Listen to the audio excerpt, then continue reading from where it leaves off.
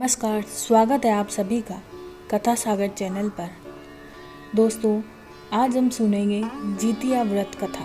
जो स्त्रियां व्रत की पूजा प्रथम विधि से करती हैं, उन्हें यह जितिया व्रत कथा कहनी और सुननी चाहिए। पौराणिक कथा के अनुसार द्वापर युग में जब भगवान विष्णु ने श्री कृष्ण के रूप में अवतार लिया था और वो द्वारिका में थे, तब उनके राज्य द्वारिका में एक ब्राह्मण रहता था। उस ब्राह्मण के 7 पुत्र हुए, परंतु सभी अपने बाल्यकाल में ही मृत्यु को प्राप्त हो गए।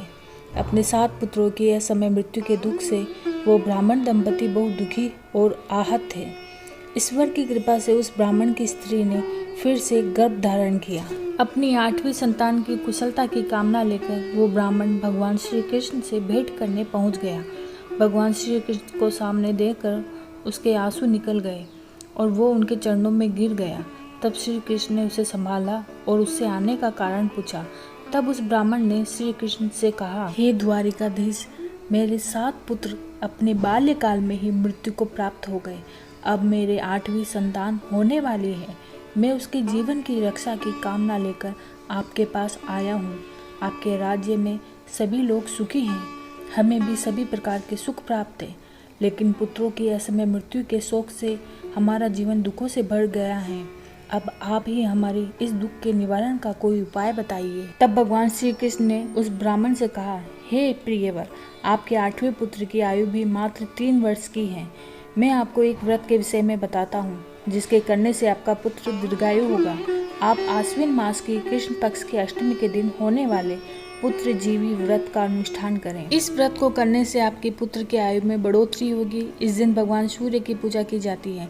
तुम पूर्ण श्रद्धा और भक्ति से भगवान सूर्य की पूजा करो और उनसे अपने पुत्र के लिए दीर्घायु का आशीर्वाद मांगो। ऐसा करने से तुम्हारे पुत्र की लंबी आयु होगी।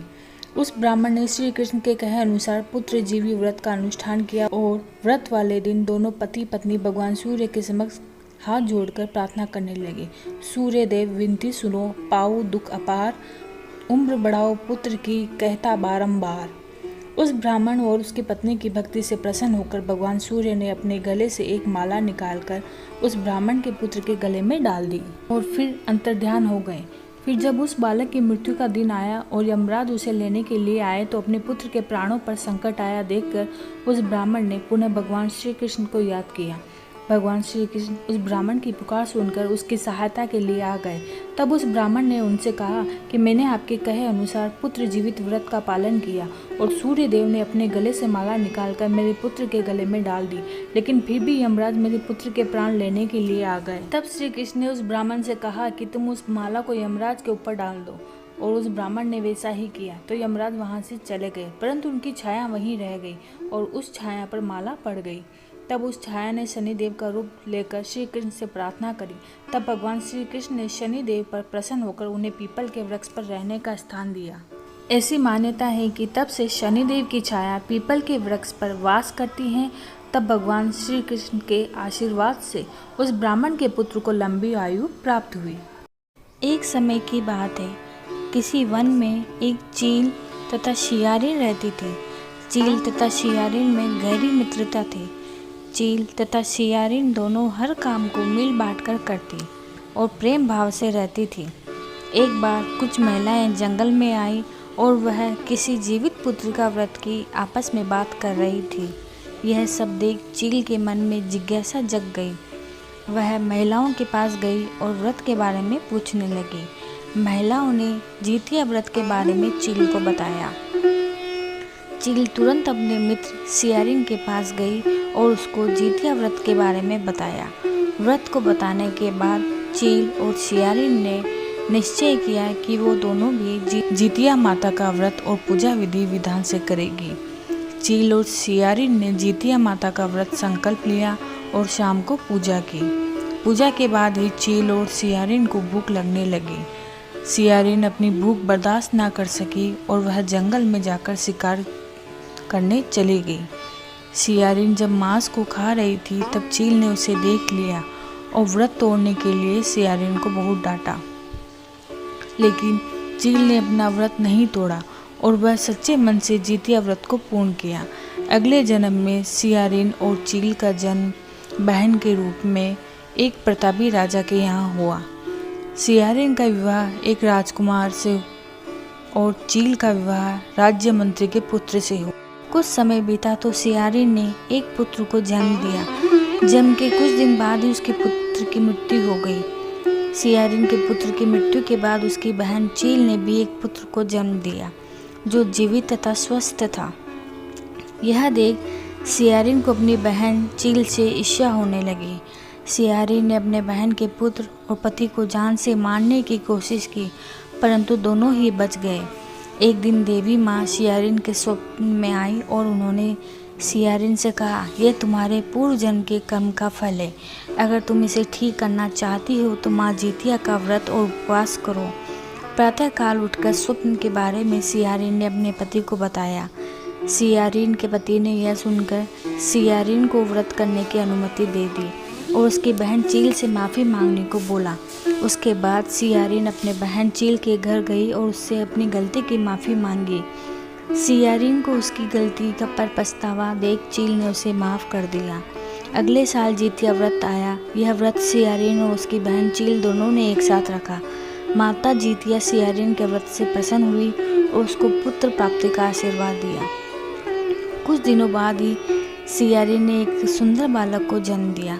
अब दोनों बहन प्रेम भाव से खुशी खुशी से रहने लगे। अब सुनेंगे हम जीवित पुत्र का व्रत की दूसरी कथा। गंधर्वों के राजकुमार का नाम जीमुतवाहन था। वह बड़े उदार और परोपकारी थे। जीमुतवाहन के पिता ने वृद्धावस्था में वानप्रस्थ आश्रम में जाते समय इनको राज सिंहासन पर बैठाया, किंतु इनका मन राजपाट में नहीं लगता था। वह राज्य का भार अपने भाइयों पर छोड़कर स्वयं वन में पिता की सेवा करने चले गए। वहीं पर उनका मलयवती नामक राज्य कन्या से विवाह हो गया। एक दिन जब वन में भ्रमण करते हुए जीमुतवाहन काफ़ी आगे चले गए, तब उन्हें एक वृद्धा विलाप करते हुए दिखी। उनके पूछने पर वृद्धा ने रोते हुए बताया, मैं नाग वंश की स्त्री हूँ और मुझे एक ही पुत्र है। पक्षीराज गरुड़ के समक्ष नागों ने उन्हें प्रतिदिन भक्षण हेतु एक नाग सौंपने के लिए प्रतिज्ञा की थी। आज मेरे पुत्र शंखचूर्ण की बलि का दिन है। जीमुतवाहन ने वृद्धा को आश्वासन करते हुए कहा कि डरो मत, मैं तुम्हारे पुत्र के प्राणों की रक्षा करूंगा।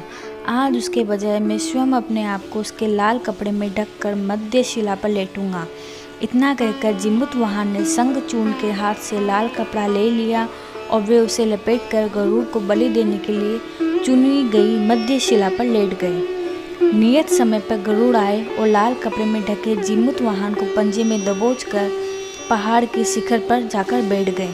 अपने चंगुल में गिरफ्तार प्राणी की आंख में आंसू और मुंह से आह निकलता न देखकर गरुड़ जी बड़े आश्चर्य में पड़ गए।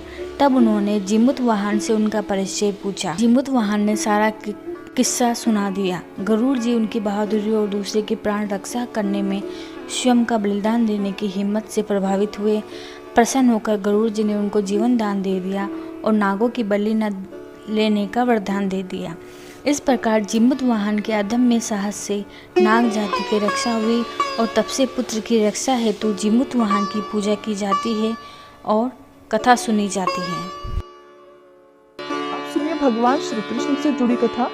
ये कथा महाभारत काल से जुड़ी हुई है। महाभारत युद्ध के बाद अपने पिता की मृत्यु के बाद अश्वत्थामा बहुत ही नाराज था। उसके अंदर बदले की आग भड़क रही थी, जिस कारण उसने पांडवों के शिविर में घुसकर सोते हुए 5 लोगों को पांडव समझकर मार डाला। लेकिन वे सभी द्रौपदी की 5 संतानें थीं। उसके इस अपराध के कारण उसे अर्जुन ने बंदी बना लिया और उसकी दिव्य मणि छीन ली, जिसके फलस्वरूप अश्वत्थामा ने उत्तरा की अजन्मी संतान को गर्भ में मारने के लिए ब्रह्मास्त्र का उपयोग किया, जिसे निष्फल करना नामुमकिन था।